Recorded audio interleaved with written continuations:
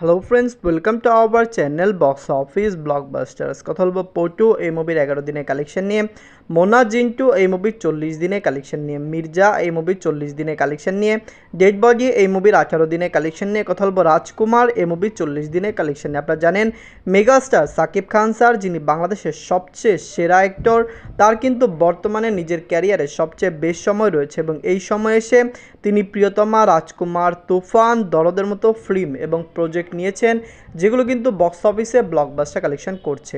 কথা বলবে 5টি মুভির কালেকশন নিয়ে। ভিডিও ভালো লাগে তো লাইক করবেন এবং এখনও যদি বক্স অফিস ব্লকবাস্টার চ্যানেলটি সাবস্ক্রাইব না করে থাকেন, সবার আগে সকল মুভির লেটেস্ট আপডেট এবং বক্স অফিস কালেকশন জানার জন্য আমাদের চ্যানেলটি সাবস্ক্রাইব করে নেবেন।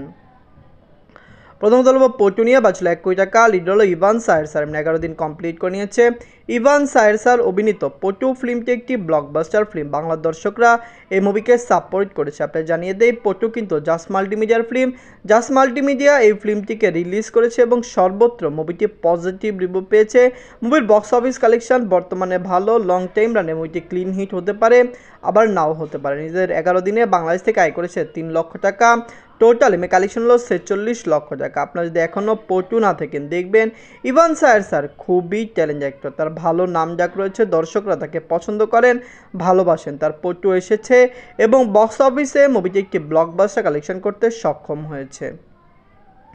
আমরা বলবো মোনা জিন্টু নিয়ে। বাঁচলো 2 কোটি টাকা। লিড হলো সুপ্রভাত ম্যামে, 40 দিন কমপ্লিট করে নিয়েছে। সুপ্রভাত ম্যাম অভিনীত মোনা জিন্টু পুরোপুরি ব্লকবাস্টার হয়েছে। দর্শকরা এই মুভিকে সাপোর্ট করেছে, ফ্যামিলিজন্স এই মুভিকে সাপোর্ট করেছে। আপনারা জানেন মোনা জিন্টু যখন রিলিজ হয়েছে, মুভিটি পুরোপুরি পজিটিভ রিভিউর সাথে রিলিজ হয়েছে। ফ্যামিলিজন্সের সাপোর্ট, ভালোবাসায় Mona Jintu long time run করছে এবং অবশ্যই মুভিটি বক্স অফিসে একটি ভালো কালেকশন করবে। সুপ্রভাত ম্যাম খুবই ট্যালেন্টেড অ্যাক্ট্রেস। আপনাদের জানিয়ে দেই, মোনা জিন্টু কিন্তু হরর ইসলামিক ফিল্ম, ইসলামিক এরকম হরর জনরের ফিল্ম কিন্তু দর্শকদের খুবই পছন্দ হয়। বাংলার দর্শকরা যেমন হরর, তুর্কিশ বা ইন্দোনেশিয়ান ফিল্মগুলি দেখতে খুবই পছন্দ করেন, তারা কিন্তু মোনা জিন্টু দেখে খুবই পজিটিভ রিভিউ দিয়েছে। নিজেদের 40 দিনে বাংলাদেশ থেকে আয় করেছে 4 লক্ষ টাকা।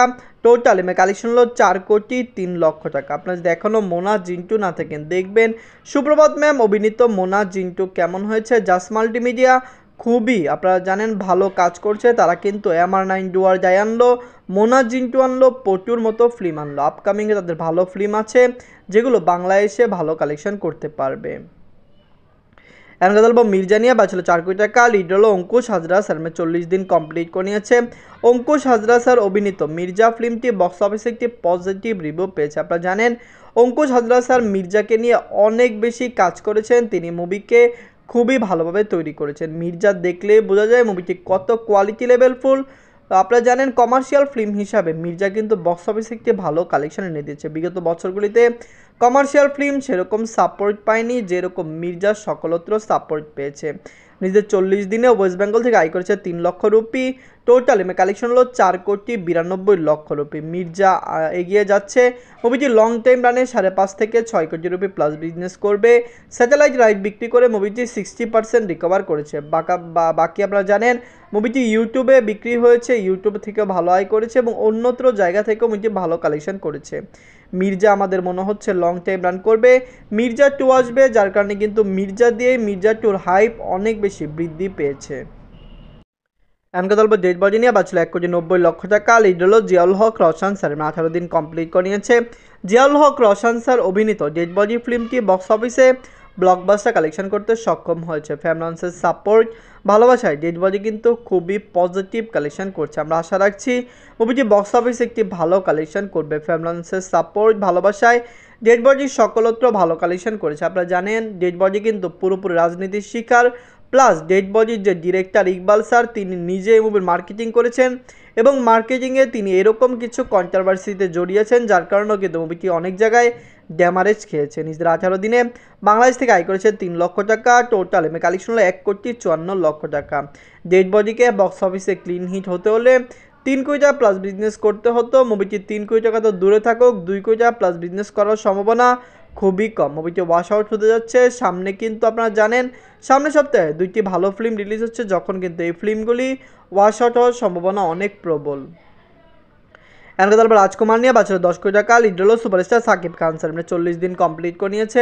সুপারস্টার সাকিব খান স্যার অভিনীত রাজকুমার ফিল্মটি একটি all time blockbuster film. Bangla দর্শকরা রাজকুমারকে পছন্দ করেছে। Superstar Shakib Khan sir upcoming film তুফান, যেটি টিজার দেখেই কিন্তু হাইপ অনেক ক্রিয়েট হয়েছে। পাশাপাশি মুভির যে first look, second look release হয়েছে, সেগুলো কিন্তু দর্শকদের মন ছুঁয়ে গেছে। আপনি জানিয়ে দেই, তুফানের টিজার দেখে অনেকে বলছে রাজকুমার প্রিয়তমা থেকেও 10 গুণ বেশি আয় তুফান করতে পারে। তুফান বাংলার দর্শকদের মনে অলরেডি একটি জায়গা করে নিয়েছে, শুধুমাত্র একটু পজিটিভ রিভিউ বক্স অফিসে তাণ্ডব চালাতে সক্ষম হবে।